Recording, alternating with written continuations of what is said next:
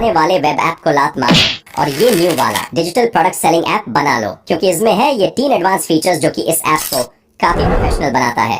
सबसे पहले है पुश नोटिफिकेशन, प्रोडक्ट ऐड होते ही नोटिफिकेशन। दूसरा पेमेंट गेटवे बिना रॉजर पे इंटीग्रेशन का। और तीसरा इस ऐप का एडमिन पैनल और बाकी के फीचर्स। सब स्केचवेयर एप्लीकेशन ओपन करो, देन इस रिस्टोर प्रोजेक्ट पर क्लिक करो, देन इधर नीचे स्क्रॉल करो और डाउनलोड फोल्डर में जाओ, देन टेलीग्राम। उसके बाद आपको डिजिटल प्रोडक्ट सेलिंग को सिलेक्ट करो, देन सेलेक्ट फाइल पर क्लिक करो। इतना होने के बाद आपको इस आइकन पर क्लिक करना है और यहाँ पर इसे रिमूव करके अपने ऐप का नाम डालो। उसके बाद इधर नीचे आपको अपने ऐप का पैकेज नेम डालना है। उसके बाद इधर नीचे आपको अपने प्रोजेक्ट का नाम डालो। उसके बाद आपको इस आइकॉन पर क्लिक करना है, एक और बार क्लिक करना है और यहाँ से अपने ऐप का कोई आइकॉन चूज कर लो। उसके बाद सेव करो और यहाँ से अपने ऐप का पैकेज नेम कॉपी करो, देन सेव चेंजेस पर क्लिक करो। बैक होगा फिर से इस पर क्लिक करो। इतना होने के बाद हमें इस ऐप के कुछ बेसिक डिटेल्स चेंज करने होंगे, जैसे कि image, text, name etcetera. Image change करने के लिए आपको इमेज ऐड करना होगा। उसके लिए आपको इस 3 डॉट पर क्लिक करो, देन इस इमेज मैनेजर में जाओ, देन इस प्लस वाले आइकॉन पर क्लिक करो और अपने इमेज का कोई नाम डालो, देन इस पर क्लिक कर के कोई इमेज चूज करो। मैं टेस्टिंग के लिए फ्री फायर का लोगो चूज किया हूँ। उसके बाद बैक करो और जिस भी इमेज को चेंज करना चाहते हो सिंपली उस पर क्लिक करो और इधर स्क्रॉल करो और इमेज वाले बटन पर क्लिक करो और यहाँ से अपना इमेज सेलेक्ट करो। टेक्स्ट को चेंज करने के लिए सिंपली टेक्स्ट पर क्लिक करो, देन इस टेक्स्ट बटन पर और यहाँ से अपना टेक्स्ट ऐड कर दो।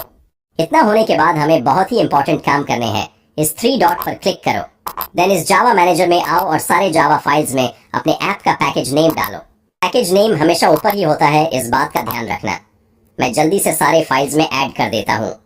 ऑलराइट गाइस, मैंने सारे फाइल्स में ऐड कर दिया हूँ। अब बैक करो, फिर इस लाइब्रेरी मैनेजर पर क्लिक करो, देन इस फायरबेस पर क्लिक करो और यहाँ से गो टू फायरबेस कंसोल पर क्लिक करो। उसके बाद आपको यहाँ पर एक न्यू प्रोजेक्ट क्रिएट करनी है। अगर आपको फायरबेस का प्रोजेक्ट क्रिएट करना आता भी है तो रुको, इसमें कुछ अलग करना है, नहीं तो बाद में एरर आएगा, फिर मुझे मत बोलना कि मैंने ठीक से बताया नहीं। प्रोजेक्ट बनने के बाद कुछ ऐसा इंटरफेस शो होगा। इधर आप लोग बिल्ड वाले सेक्शन में आओ, then real time database select करो। उसके बाद क्रिएट डेटाबेस पर क्लिक करो, थोड़ा लोडिंग लेगा, उससे नेक्स्ट करो। देन यहाँ से इसे start in test mode select करो, फिर इनेबल बटन पर क्लिक करो। इतना होने के बाद आप लोग इस रन वाले सेक्शन में आओ और यहाँ से मैसेजिंग सिलेक्ट करो। उसके बाद इस एंड्रॉइड वाले बटन पर क्लिक करो और यहाँ पर अपने ऐप का पैकेज नेम डालो। फिर यहाँ पर अपने ऐप का कोई निक नेम दे दो, देन रजिस्टर ऐप पर क्लिक करो, फिर नेक्स्ट करो, एक और बार नेक्स्ट करो, देन कंटिन्यू टू कंसोल पर क्लिक करो। इतना होने के बाद आप लोग क्रिएट योर फर्स्ट कंपैरिजन पर क्लिक करो, फिर फायरबेस नोटिफिकेशन मैसेज सिलेक्ट करो, फिर क्रिएट बटन पर क्लिक करो। उसके बाद इसे सेव एज ड्राफ्ट करो। इतना होने के बाद आप लोग फिर से बिल्ड वाले सेक्शन में आओ, देन आपको होस्टिंग लेना है। होस्टिंग लेने के बाद आपको गेट स्टार्टेड पर क्लिक करना है, फिर नेक्स्ट करना है, एक और बार नेक्स्ट करना है, देन कंटिन्यू टू कंसोल पर क्लिक करना है। इतना होने के बाद आपको एक लास्ट स्टेप करना है। इस सेटिंग वाली आइकन पर क्लिक करके प्रोजेक्ट की सेटिंग में आना है। यहाँ पर आने के बाद आपको ऐड ऐप पर क्लिक करना है, फिर वेब सेलेक्ट करो, फिर यहाँ पर अपने वेब ऐप का नाम डालो, फिर रजिस्टर ऐप पर क्लिक करो। उसके बाद आपको यहाँ पर कॉन्फ़िग फाइल शो होगा। इस कॉन्स्ट से लेकर यहाँ तक सिलेक्ट करो और उससे कॉपी करो।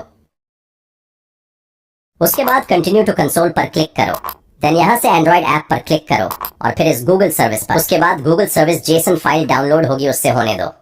देन आपको नोटपैड ओपन करना है और अपने कॉन्फ़िग फाइल को पेस्ट कर देना है। इतना सब होने के बाद आपको फिर से स्केचवेयर में आना है। उसके बाद सबसे नीचे वाले बटन पर क्लिक करना है।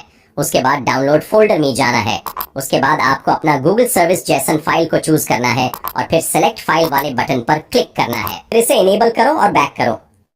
इसके बाद आपको कंपोनेंट वाले सेक्शन में आना है, फिर इस प्लस वाले बटन पर क्लिक करो और नीचे स्क्रॉल करो और फायरबेस डेटाबेस वाले कंपोनेंट को चूज करो। फिर यहाँ पर अपने कंपोनेंट का नाम डालो फायरबेस, फिर लोकेशन में कुछ भी लिख दो या एक स्पेस दे दो। उसके बाद आपको फिर से प्लस वाले बटन पर क्लिक करना है और इस बार आपको क्लाउड मैसेज सिलेक्ट करना है। उसके बाद अपने कंपोनेंट का नाम डालो FCM, फिर ऐड बटन पर क्लिक करो। अब हमारा सारा काम हो गया है। अब हमें इस रन वाले बटन पर क्लिक करके इस ऐप को इंस्टॉल करना है। यहाँ पर आपको वेट करना है। अगर आप वीडियो को ध्यान से देखे होंगे तो आपको एरर शो नहीं होगा, और अगर एरर शो हो रहा है तो वीडियो को दोबारा बहुत ध्यान से देखो।